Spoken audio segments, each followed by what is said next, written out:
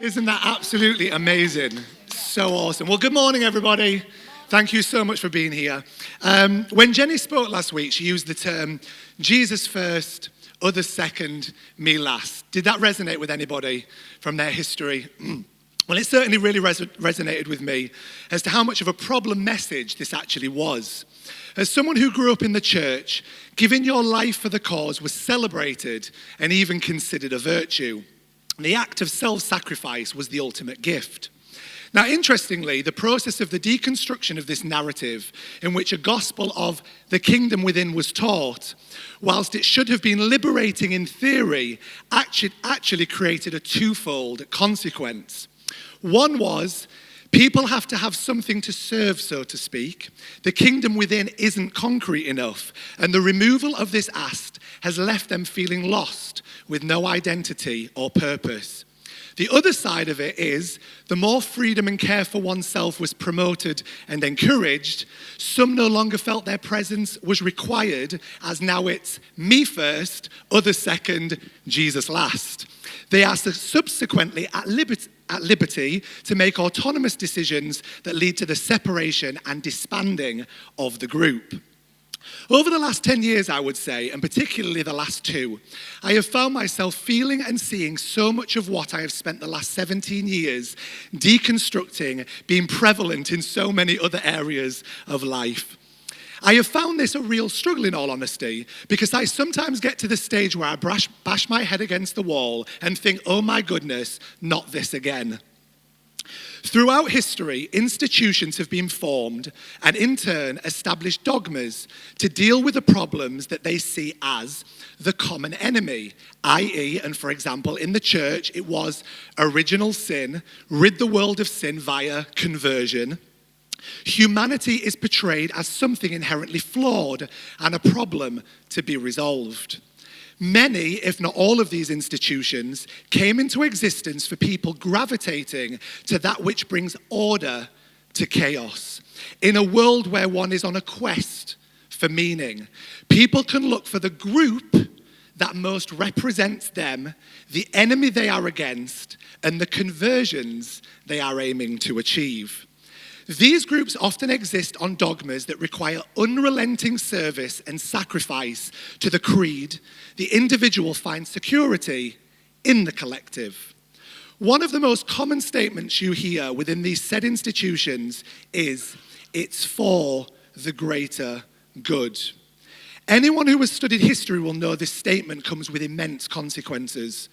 It is a logical fallacy in that which is the greater good can never be quantified because no one human being thinks or feels the same. What I found interesting about this over the years, the greater good of religion, or let's say the church, I don't like using the word religion because religion really exists everywhere, but we'll just say the church, was largely discarded and rejected as no longer necessary. All that has happened is new groups have been formed under different labels. I'm going to mention some because Anth mentioned them in the isms talk, but there's many more and you can add to it. BLM, COVID, climate change, etc. They all have a common enemy. They all create a dogma that requires self-sacrifice that will ultimately bring about the greater good. You can label the group whatever you want, but it ultimately leads to the same end.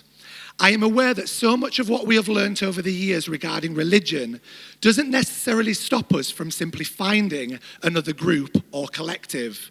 You may want to ask yourself today, have I simply exchanged that one for this one?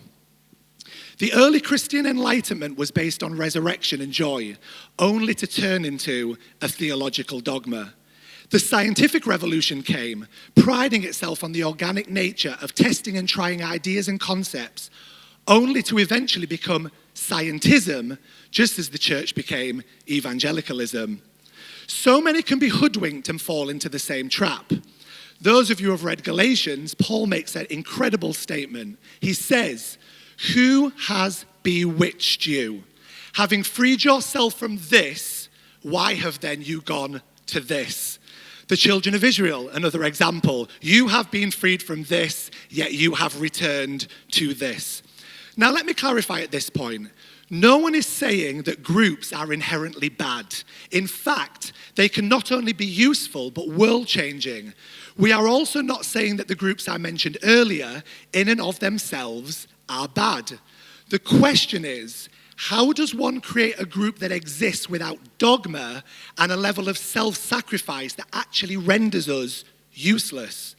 One must also ask the question, why does one have to sacrifice themselves to achieve the greater good? So many of the groups, if not all, we see formed in society today are as much of an impossible religion as the church was accused of being.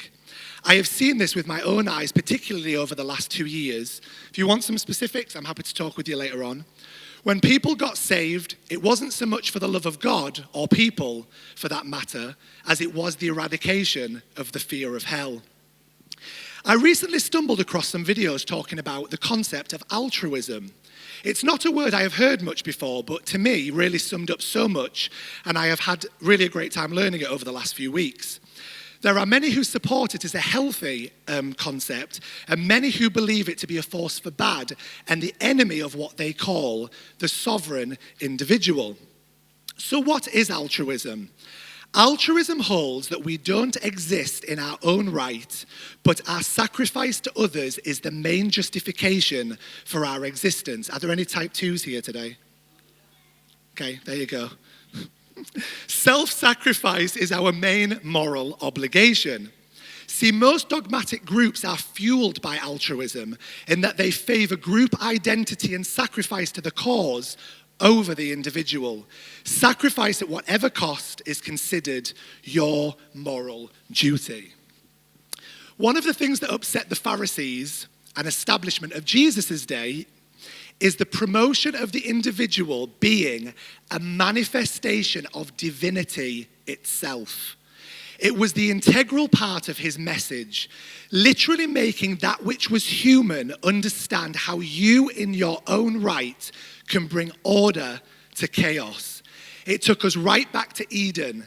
Be fruitful, increase in number, fill the earth, subdue it. So what, you may ask, is the opposite of an altruist? I would like to call it this: the benevolent individualist. We view individualism as egotistical, arrogant, or even proud. Does anybody remember that? Pride comes before a fall, don't let your head get too big. With little regard for others. But is this really what it means? What it actually means is the belief that every human has innate value and meaning, that we are all unique, rare, and in demand of our individual talents and skills. We have something to share and trade with our fellow neighbor. We love ourselves enough first and then bring this to the group. Now, separatism is a very different concept to the individualist. Separatism says, me as this is different to you as that, and therefore I can't be part of this community. Now, you would argue that separatism is what actually causes collectivism and group identity, because you break off separately and say, I am this, you are that, and then you find those separatists who see eye to eye with your separatism, and ultimately you then end up with group identity, which is why separatism is just as dogmatic as collectivism. Individualism is the moral philosophical stance that emphasizes the intrinsic worth of the individual. The Pharisees hated the fact that Jesus was encouraging the individual to see themselves, get this, as holy. To see themselves as gods in their own right. To see themselves as powerful entities that could create worlds. The power was literally within them and not behind the temple curtain. I love that. The individual is the definition of potential itself. We are our own creators, constantly having let there be moments. Now, any of you have read the Enneagram? We've used it a lot. I absolutely love it. And not because I believe it should be held as a dogma, but I do believe it can be useful in understanding how people think and feel. I found it, particularly for myself, immensely useful. Now, get this. I'm a 1, which is a reformer, perfectionist. Now, if you had 1 the perfectionist and 3s, okay? And I'm using this for a specific reason. Now, they're a bit like chalk and cheese, right? But at the same time, serve each other very, very well, right? If the group holds that 3 is the dogma, a 1 is very unlikely to stick around, right? And vice versa, okay? And you could use that for any Enneagram type. I am this, can't be this, if you are saying that I have to be that. You see how it works, right?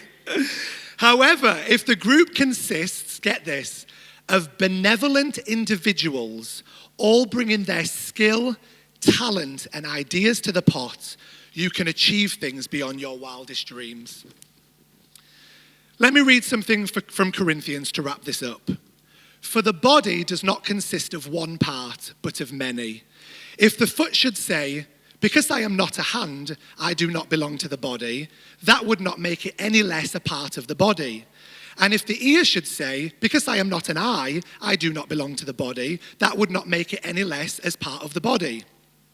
If the whole body were an eye, where would the sense of hearing be? If the whole body were an ear, where would the sense of smell be? But in fact, God has arranged the members of the body, every one of them according to his design. If they were all one part, where would the body be? As it is, there are many parts, but one body. The eye cannot say to the hand, I do not need you, nor can the head say to the feet, I do not need you. But God has composed the body and has given greater honor to the parts that lacked it, so that there should be no division in the body, but that its members should have mutual concern for one another. A bit like what the video just said earlier. God referred to himself as the I am. It was what it was, but at the same time was part of the whole. Just as the Trinity is 3 separate expressions, they are all still part of the whole. In conclusion, the Lord of the Flies novel tells the story of a group of young boys who find themselves alone on a desert island. They develop rules and a system of organization. However, the children eventually become violent and brutal. The video we watched prior showed somewhat a very different reality. They looked after each other, got on, and resolved their differences. I believe there is a call for us to confront the individual within us, to recognize its potential, face it, and transform it into the most powerful version of ourselves. Maybe today, just maybe, is your I am moment. Well, I thought that was great. I've enjoyed it immensely so far. A lot of stuff to think about there, what Joel was talking about. And, we had a little chat on Wednesday, but you know what it's like. You start thinking yourself. So whether I'm going to confuse you entirely now is another matter. I'm hoping that I've got something of a connecting thing to say. But Rumi, who is a poet and a somethingist, he said these words. He says, you are not just a drop in the ocean. You are the ocean in a drop. And those words are really quite fantastic. And I think what I'm going to try and do is sort of talk about how... Oh, it's gone off. Heck, this is not good, is it? This is not... It's come back. How basically, if we're not careful, like Joel was saying, we can push forward with our individualism, or we can lose ourselves in the collective, but we've got to try and make them work together. And that's always the hardest part of life, isn't it? And I think what happens in this little phrase here, it's an analogy. And I said to somebody this morning, I said, for anybody who doesn't like analogies and metaphors, they're going to have a bit of a seizure this morning because there's that many, probably being used. And so sort of get your head around metaphors. But I'm going to sort of talk about the analogy of the ocean and the wave and see how we can apply that a little bit to our lives. So, I was raised in a very religious family where the emphasis was on the personal rather than the impersonal. You could say, the individual rather than the universal. And I know many years ago we read a book by Rob Bell, who introduced us to the idea that it wasn't either or, it could be both and. And I think that revolutionized a lot of us as we read that, because it was a new idea that things could be both and rather either or. And, the purpose of religions is to keep us seeking for something, that elusive day when suddenly all will be well, we'll have got our act together, and we kept hooked on there being a future state of enlightenment when I finally get there. And of course it has to be, because it would put them out of business. And we said many years ago that the road that we had taken at Q was very much bad for business. Now you say, well, church shouldn't be a business, but it sort of is in a sense. And we haven't gone the way that is good for business, because what we've tried to do is give people back that right to be okay. And if you're okay, well, you're okay. So anyway, what Joel's already mentioned it, but you see, if we create the individual as a problem, and the reason why the individual's a problem, because there's this self within them that's sort of got an attachment to something pretty evil, and it must die then, and we have to get rid of that someone inside and almost become a no one and annihilate the flesh. Somehow, if we could do all that, then we'd meet God. Well, think about it. What an unforgiving and thankless task that is. It's a treadmill that never ever ends. And so I recognize that for many years of trying to live out that idea, something snapped in me and said, I'm not doing that. I'm not going to do that anymore. And I came across an article just recently that talked about what he called the exhausted seeker. And I thought, oh, that was me. I'm an exhausted seeker. And when we do, what do we do when life, which is impersonal in a sense, because it's the big picture of life, and my life, which is personal to me, when they meet, where they intersect, when the rubber hits the road and those personal beliefs that I have held very tightly are too small to fit what's going on in my life, what do you do then? And it's like there's a fine print that stops you getting where you need to be.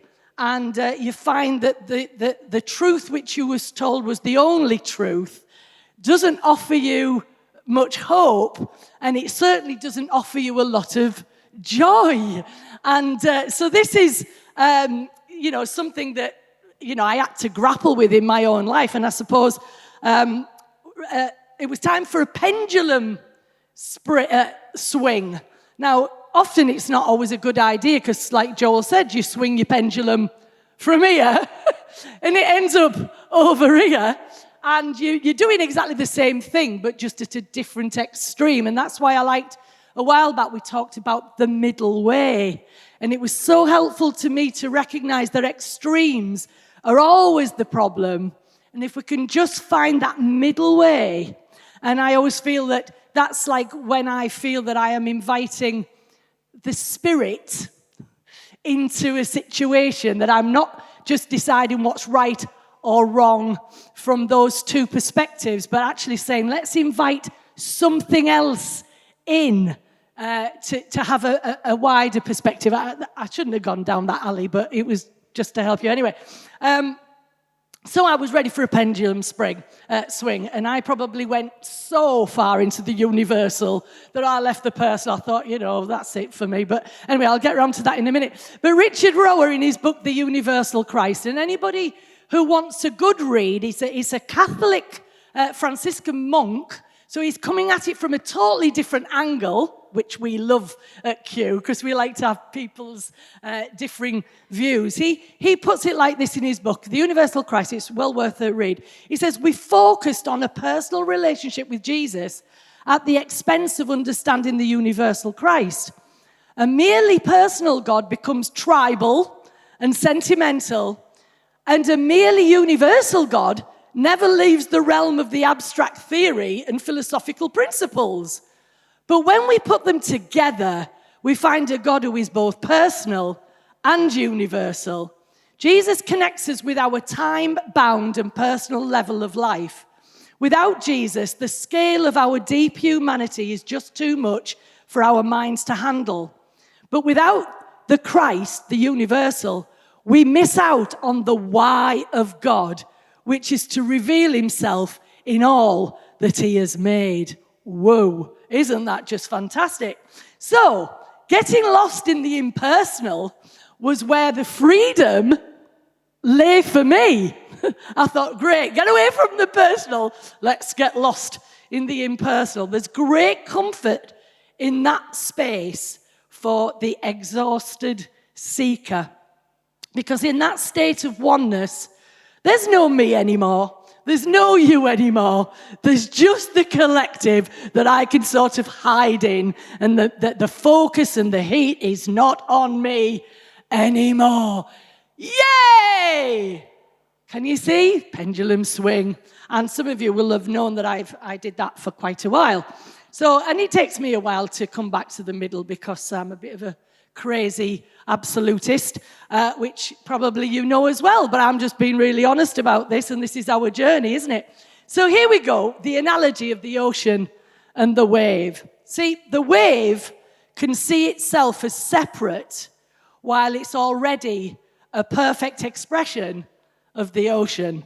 And that's what we tend to do. We think, who am I? What am I doing? What's going on?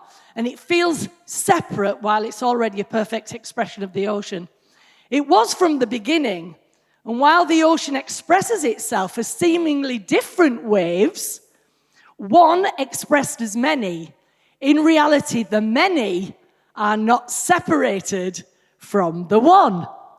So the wave is not distinct from the ocean, while the wave stands out for a while. Now, let me just talk about this for a second. Do you know that the word exists? Do you know what it actually means? I mean, I love when you look at the etymology of words. Not very good at that either. It means to emerge, to appear, to stand out. But you see, while the wave stands out for a while, it goes back into the hole. And the wave will always just be water. Do you get it? Oh, this is great. I love this. So I can stand out my individual wave, only to find for a little while I stand out, but then I go back into the ocean because all I will ever be is water. But guess what? So is the ocean. Oh, I like this. This is nice for me. I love it. So anyway, the wave never left the ocean any more than you have ever been separated from God. Isn't that a lovely thought? So listen, it's already been said, and I always think, Danny, shut up. You're stealing my words. Where are you? He said, we often ask, where is God? This is like a fish asking, where is the ocean? The fish is born in it, therefore cannot see it. And God will always be beyond comprehension in the same way the wave will never understand the ocean because it already is the ocean. So here's the question. Can a wave claim to transcend the ocean? See, because in some streams of thought, it's about transcending. It's about going beyond. It's about being above. So the question is, can a wave claim to have transcended the ocean? No. They ebb and flow back into the source from which they came. The personal and the impersonal, individual and universal, operating together as one. Now, is this what Jesus meant when he said, I and the Father are one? Now, there's a saying that we all have, and I don't know whether it's used as popular anymore, but it used to be, don't make waves. Yeah? Recognize it? Oh, are you making waves? Don't make waves. Stop it. This usually meant don't cause a disturbance or turbulence in the water. Stay out of trouble. Now, when Joel was talking about the Enneagram, you can think how waves collide. I think that's the reason why we get together in community, to let our waves collide. If you're by yourself, you're not going to do much colliding, and therefore you're never going to learn much about yourself and life. And sometimes that's what causes the trouble. We don't like to collide, but we better learn how to collide nicely and go back into the ocean. And then, of course, you can talk so much about the different sort of waves that we don't like. We don't like tidal waves. They come on a bit strong, and, you can get caught. Or what about the tsunami? Oh, my goodness, we can't call them any good. Maybe that's when the lots of waves have got together and they've got a bit of an attitude and they're wanting to make their point and they say, get out my way, I'm coming. I don't know. But there's little waves that lap up on the shore that kids will sit in for hours and just let the water roll, and they have such fun. But you see my point? All the different expressions, but the many are still the one. But anyway, was Jesus then just another wave that existed, stood out in time, who showed us there was no separation between the personal and the impersonal? Now, I like a guy called Alan Watts. He was a sort of child of the 60s, but he had some incredible things to say way before his time. He said this: when we pedestalize Jesus, which I've sort of put in brackets, individual over the universal, he said this: we strangle the gospel at birth. Now, they are some fantastic words. We strangle the gospel at birth. What he's sort of saying here is, if Jesus was the only Son of God, then you pass off an emasculated. Now, I'll help you with words. Emasculated means made weaker or less effective. So we pass off an emasculated gospel. It becomes a shadow of what it was truly meant to be. So here's the question: is this then the really good news of the gospel?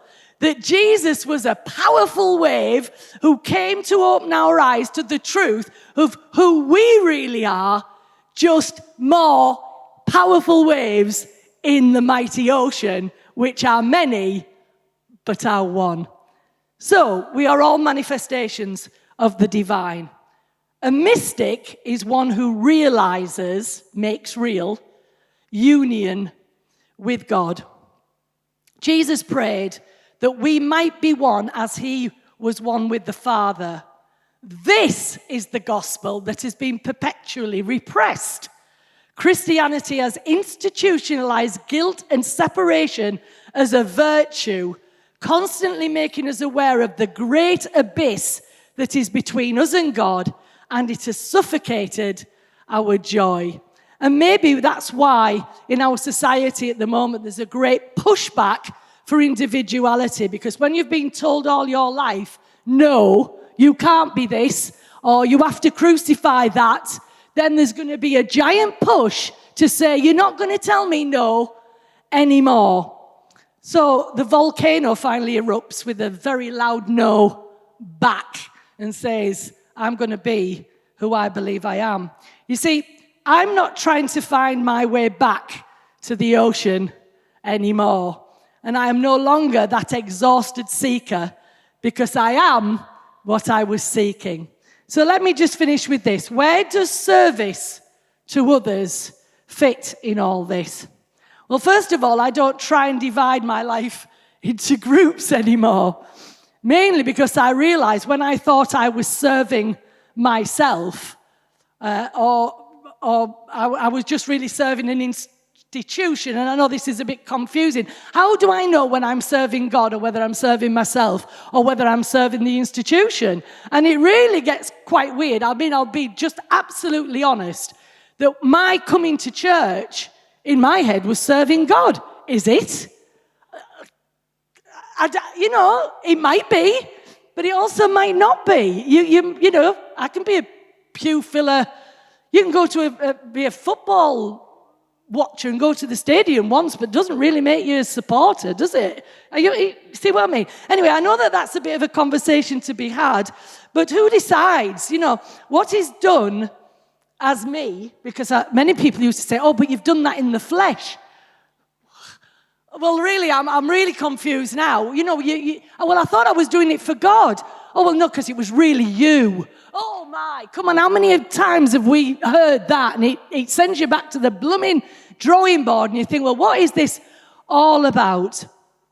So, and then I've put here, is there such thing as an altruist? And Joel mentioned it this morning, because we can all say we're doing it for the good of others, but who are we? And it gets so confusing. So, what I like about this is that this is how Jesus handled it, and I hope this helps.